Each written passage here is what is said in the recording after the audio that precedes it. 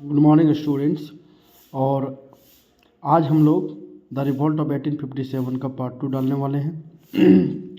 तो सबसे पहले यहाँ पे देखेंगे हम लोग सोशल डिस्क्रिमिनेशन। और social discrimination faced by Indians due to the racial policies of the British also led to much resentment. The British cover considered themselves superior to the Indians. In many cases, the Indians were not even allowed to enter parks, garden, roads and other facilities that were frequented by the British. कहने का मतलब है कि हमारे social discrimination जो British है वो सामाजिक भेदभाव, अपने आप को ब्रिटिश सुपीरियर समझते थे और इंडियंस को काफ़ी बैकवर्ड समझते थे। उनको किसी भी तरीके से पार्क में, गार्डन्स में, रोड में, है ना, किसी भी तरह से उनको अलाउ नहीं करते थे। मतलब कि हम यह कह सकते हैं कि जो ब्रिटिश हुआ करते थे वो इंडियंस को काफ़ी लो ग्रेड के व्यक्ति को समझते थे। एक चीज़ और मैं बता देता हूँ कि ब्रिटेन के कई सारे होटलों में लिखा रहता था कि Indians and dogs are not allowed. तो आप समझ सकते हैं कि कितना ज़्यादा हम सबके साथ वो डिस्क्रिमिनेट करते थे, क्योंकि वो हमें गरीब समझते थे। रेशियल डिस्क्रिमिनेशन, कलर को लेकर भी डिस्क्रिमिनेशन करते थे, बहुत सारे बातें था। अब चलिए हम लोग समझते हैं इनका रिलीजियस कॉजेज। तो रिलीजियस कॉजेज क्या था कि conversation of people and other causes. The Christian missionaries were very active at the time and the conversation of many Indians to Christianity and replacement of Persian by the English as official language and impositions of taxes on lands belonging to temples and mosques enraged both Hindus and Muslims confirmed their fear that British were trying to destroy their religious faith।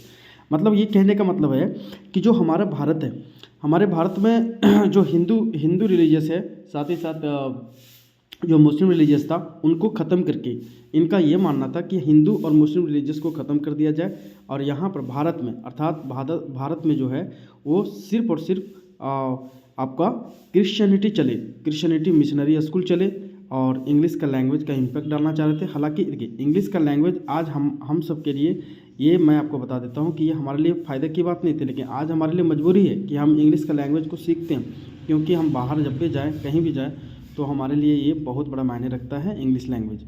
इसलिए, लेकिन हिंदू और मुस्लिम के धर्मों के साथ छेड़छाड़ करना और कहीं ना कहीं लोगों को बड़ा दिक्कत हुई, बड़ा ही असुविधा महसूस हुआ और बहुत सारे ब्रिटिशर्स ने हमारे इंडिया के लोअर क्लासेस के लोग, जैसे कि एससी हो गया, एसटी हो गया, उनको अपने क्रिश्चियनिटी में बदला है। जैसे हमारे झारखंड इसमें सबसे बड़ा इम्पैक्ट किया है ना। तो अब हम समझते हैं the economic causes. The economic causes में बात करता है कि the economic policies of the British were not favourable for the Indians and they cause wide spread distress as they all affected by all section of society. Economic रूप से अगर हम देखें तो ब्रिटिश जो है वो पूर्ण रूप से अगर देखा जाए तो ब्रिटिश के लिए फेवरेबल फॉर द इंडियंस के लिए कोई फेवरेबल नहीं था, मतलब कि लाइक नहीं था। और हमारे यहाँ इकोनॉमिक एक्सप्लोटेशन बहुत ज़्यादा हुआ है भारत में। कई सारे रिच रिसोर्सेज को कैप्चर कर लेना, मिनरल्स को कैप्चर कर लेना, है ना, और अलग अलग वर्गों के जो हमारे भारत के लोग थे वो काफ़ी ज़्यादा इम्पैक्ट हुए, काफ़ी ज़्यादा प्रभावित हुए। ठीक है, तो ये सारे चीज़ें जो मैं आपको बता देता हूँ कि कहीं ना कहीं ब्रिटिशर्स का जो मानना था, चाहे रिलीजियस को लेकर, इकोनॉमिक कॉजेज को लेकर, चाहे सोशल कॉजेज को लेकर, है ना, ये सब कहीं ना कहीं रिवोल्ट का सबसे बड़ा कारण रहा है। आगे बताते हैं इम्पोवरिशमेंट ऑफ द कल्टिवेटर्स।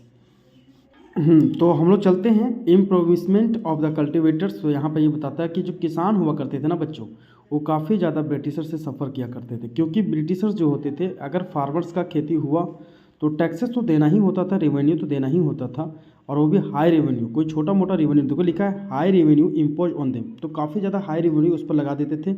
और यदि किसी भी प्रकार से अगर फसल, क्रॉप्स जो होता था, फेल्ड हो जाता था, तो भी उनको फोर्सली पे करना ही होता था। अगर आप नहीं कर पा रहे हैं तो मनी लेंडर के द्वारा वो आपका ज़मीन जो है वो छीन लिया जाता था और उनके हैंडओवर में हो जाता था। अब समझिए कि कितनी बड़ी बात ये है और कितनी दुख की बात हो जाता था। हमारे उस समय भारतीय लोगों के साथ कितना ज़्यादा टॉर्चर हुआ करता था।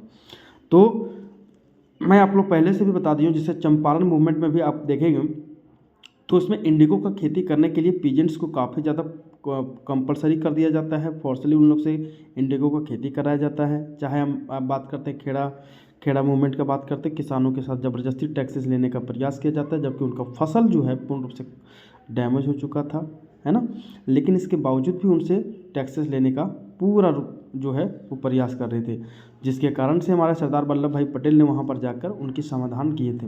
इसी दिन से उनको लौह पुरुष के नाम से भी जाना जाता है और कई सारे ऐसे बातें हैं। चलिए हम आगे चलते हैं। Ruin of trade and handicrafts. हमारे भारत में आर्टिसंस हो गया चाहे क्राफ्ट्स हो गया वो पूर्ण रूप से बर्बाद हो चुका था। अनफेयर कंपटीशन, क्योंकि मशीन मेड जब हमारे भारत में आ चुका था, जैसे देखिए बाहर से ईस्ट इंडिया कंपनी जब आया तो उनका इंपोर्ट होना, यानी कि ब्रिटेन से कई सारे वस्तुएं आना, इंपोर्ट होना एक प्रकार से हमारे भारत के लिए कहीं ना कहीं बड़ा नुकसान किया, क्योंकि हमारे देश के अंदर जितने भी छोटे छोटे हैंडीक्राफ्ट्स था, है ना, क्या बोलते हैं, हैंडीक्राफ्ट्स हो गया, क्राफ्ट्समैन हो गया, आर्टिसंस हो गया, ये सब कुछ जो हाथों के द्वारा बना जाता था ये स्मॉल स्केल ऑफ इंडस्ट्री था। लेकिन जब लार्ज स्केल ऑफ इंडस्ट्री जब आया तो कंपटीशन जब हुई तो साथ ही साथ हमारे small scale of industry damage होने लगा, ख़त्म होने लगा। ठीक है, आगे हम लोग बात करते हैं लॉस ऑफ लाइवलीहुड।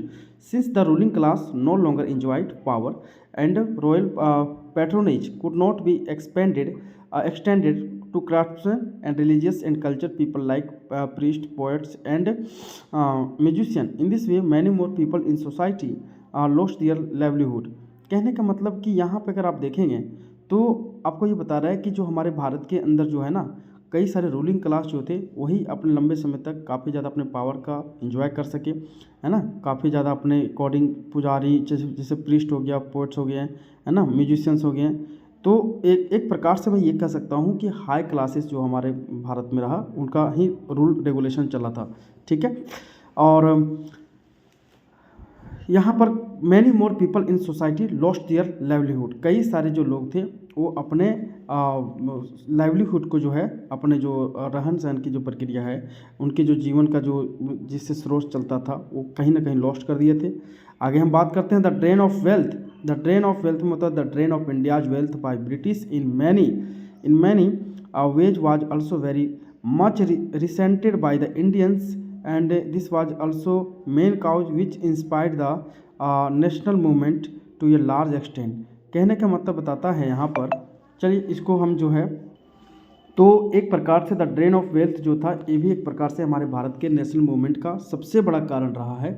और इस प्रकार से हम लोग फिर नेक्स्ट टॉपिक को पढ़ेंगे, इसका पार्ट 3 में हम लोग फिर चलेंगे। और उम्मीद है कि आपको, अगर आपको पूछेगा कि कॉजेज ऑफ रिवोल्ट क्या हुआ, तो कॉजेज ऑफ रिवोल्ट में सबसे पहला सोशल कॉजेज, सेकेंड में आपका क्या आ जाएगा रिस्पॉन्स टू रिफॉर्म, उसके बाद सोशल डिस्क्रिमिनेशन, और उसके बाद फिर आपका आएगा रिलीजियस कॉजेज, है ना, इकोनॉमिक कॉजेज। ठीक है, और इकोनॉमिक कॉजेज में आपका पहले आ जाता है impoverishment of the cultivators, ruin trade and handicrafts, loss of livelihood and the drain of wealth.